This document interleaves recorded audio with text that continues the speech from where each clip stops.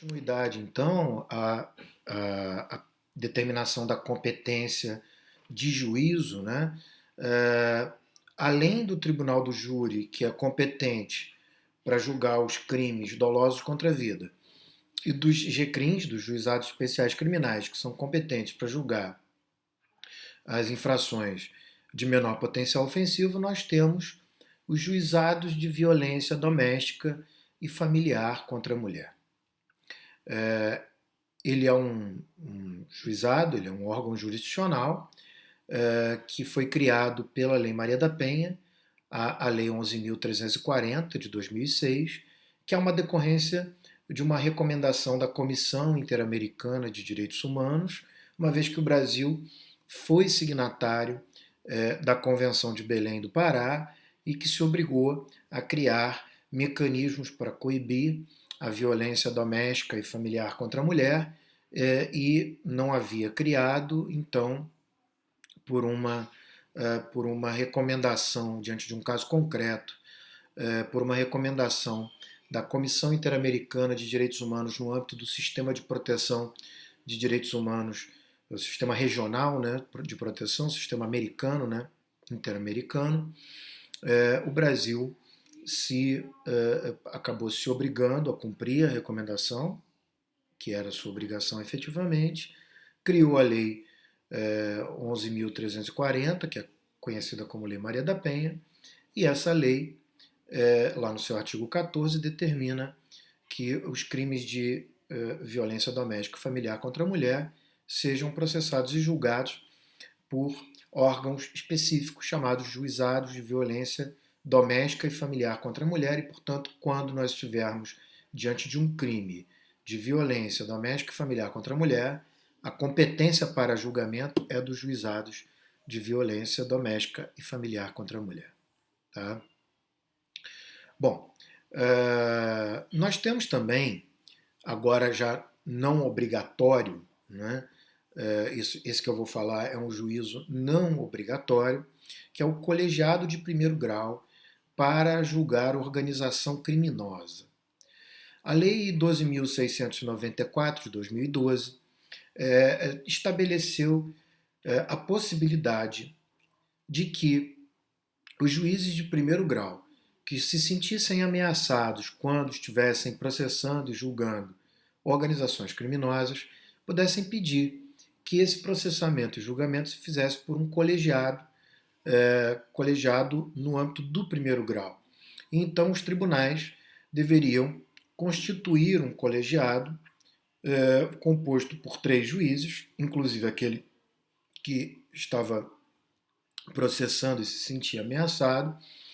para então julgar no seu âmbito, no âmbito do colegiado, o crime de organização criminosa. Essa previsão foi uma previsão legal que decorreu de uma necessidade, obviamente, de proteção dos juízes de primeiro grau que se viam ameaçados. Em especial, a criação dessa lei foi digamos, impulsionada, não é, pelo atentado à juíza Patrícia Scioli, muito lamentável, mas, por outro lado, também essa lei acabava estabelecendo algumas disposições que, no mínimo, colocavam em xeque o que a gente chama de juiz natural. Não é? Porque, de acordo com o princípio do juiz natural, as pessoas devem ser julgadas por juízos que não tenham sido constituídos posteriormente ao fato. E não foi o caso, e não é o caso da previsão da Lei 12.694, porque acabava que o órgão colegiado, como não era permanente, ele era constituído após o fato, mais ainda após a própria acusação, depois que o juiz ou a juíza se sentissem ameaçados. A Lei 13.964, que é a Lei Anticrime, ela fez a previsão da possibilidade dos tribunais de justiça criarem no seu âmbito o colegiado de primeiro grau para julgar os crimes de organização criminosa e também julgar os crimes de milícia privada e todos os outros conexos a eles de uma maneira permanente. Mas, por outro lado, essa é apenas uma possibilidade, não é uma imposição. Então, os tribunais de justiça eles acabam não sendo obrigados a criar essa, esse colegiado de primeiro grau. Mas é uma possibilidade de que eles criem um colegiado e aí ele se torna um colegiado permanente, o que afastaria a violação do princípio do juiz natural. Me parece prudente que os tribunais de justiça o façam, apesar de ser uma possibilidade. E por último, outra matéria também, outra competência em razão da matéria, é que os códigos de organização judiciária dos estados, ou mesmo as leis de organização judiciária de cada tribunal regional federal, ou as normas de cada tribunal, podem criar varas ou órgãos jurisdicionais com competências específicas, conforme a demanda daquele que existe naquele âmbito, daquele tribunal, como foi o caso da famosa 13ª Vara Federal de Curitiba, que era titularizada pelo então juiz Sérgio Moro, e que tinha competência para o julgamento dos crimes financeiros e de lavagem de dinheiro. Isso é possível criar aqui na Justiça Federal do Rio de Janeiro, também tem varas com especializações, não é? Tanto é que a 7ª Vara, embora não seja a única também,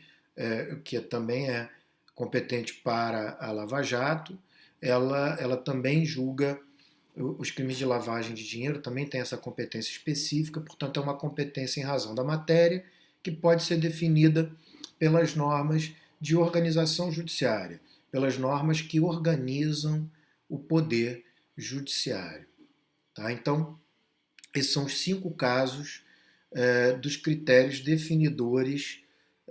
de competência de juízo em razão da matéria. Tribunal do Júri, Juizado Especial Criminal, Juizado de Violência Doméstica e Familiar contra a Mulher, Colegiado de primeiro grau para julgar organização criminosa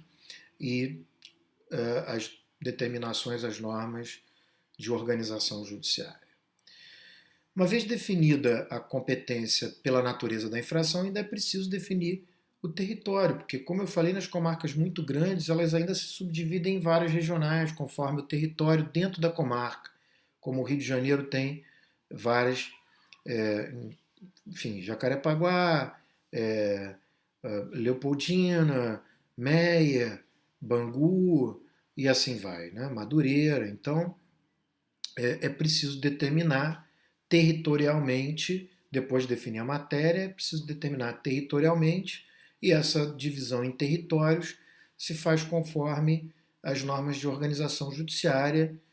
mas é fato que as normas de organização judiciária subdividem os territórios das comarcas, que são muito grandes, como ocorre no Rio de Janeiro, e é o Código de Organização Judiciária que estabelece as regiões administrativas que estão abrangidas pelas varas regionais. Então é preciso olhar o Código de Organização Judiciária, é preciso olhar qual é a abrangência das regiões administrativas daquelas varas regionais, verificar onde o crime foi praticado, porque nós já sabemos, é o lugar da consumação do crime que determina